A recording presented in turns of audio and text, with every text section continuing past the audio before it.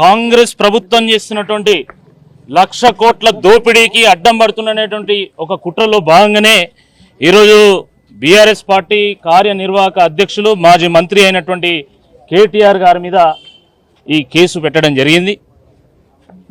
హైడ్రా కానీ, మూసీ కానీ, లఘుచర్ల కానీ, గ్రూప్ 1 కానీ, జియో 29 కానీ, జియో 46 కానీ, ఈ రకంగా రాష్ట్రంలో ఏ సమస్య వచ్చినా కూడా ప్రజల పక్షాన కొట్లాడుతూ ప్రజా గొంతుకై ప్రజాక్షేత్రంలో ముందుకెళ్తున్నటువంటి ఒక కుట్రలో భాగంగానే ఈరోజు కేటీఆర్ గారి మీద కేసు పెట్టడం జరిగింది. తప్పకుండా దీన్ని ఎదుర్కొనేటువంటి శక్తి బీఆర్ఎస్ పార్టీకి ఉంటుంది. బీఆర్ఎస్ పార్టీ ఉద్యమ పార్టీ, ఉద్యమాలనే ఉగ్గుపాలుగా తాగి పెరిగినటువంటి ఒక పార్టీ బీఆర్ఎస్ పార్టీ. కాబట్టి దీనికి ఎట్టి పరిస్థితుల్లో భయపడేది లేదు. కాబట్టి మొన్న ఏ రకంగా కేటీఆర్ గారు ఏసీబీ కార్యాలయానికి వెళ్ళి విచారణ ఎదుర్కోవడానికి సిద్ధపడ్డారో అదే రకంగా ఈరోజు కూడా మరి కేటీఆర్ గారు ఏసీబీ కార్యాలయానికి వెళ్తారు. మరి దానికి మా విచారణకి హాజరవుతారని చెప్పి ఈ సందర్భంగా మేము గుర్తు చేస్తా ఉన్నాం.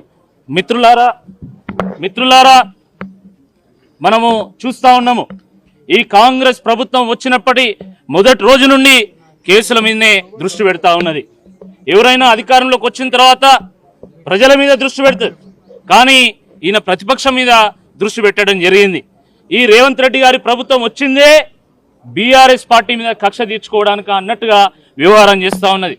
మొదటి రోజు నుండి విద్యుత్ ఒప్పందాల మీద ఏదో కుంభకోణం ఉన్నదని చెప్పి, ఫోన్ ట్యాపింగ్ అని, డ్రగ్స్ అని, ఈరోజు ఫార్ములా ఈరేస్ అని, ఈ రకంగా అడుగడుగునా ఏదో రకంగా బీఆర్ఎస్ పార్టీ నాయకులని ఇబ్బంది పెట్టాలి, ఏదో రకంగా బీఆర్ఎస్ పార్టీని కుప్పకూల్చాలని చెప్పి వారు ప్రయత్నం చేస్తున్నారు. కానీ గత సంవత్సర కాలంలో బీఆర్ఎస్ పార్టీ చేసినటువంటి పోరాటాలు చూసిన తర్వాత ఈరోజు ప్రజలు మళ్ళీ బీఆర్ఎస్ పార్టీయే కావాలని కోరుకుంటున్నటువంటి నేపథ్యంలోనే ఈరోజు కేసు పెట్టడం జరిగింది.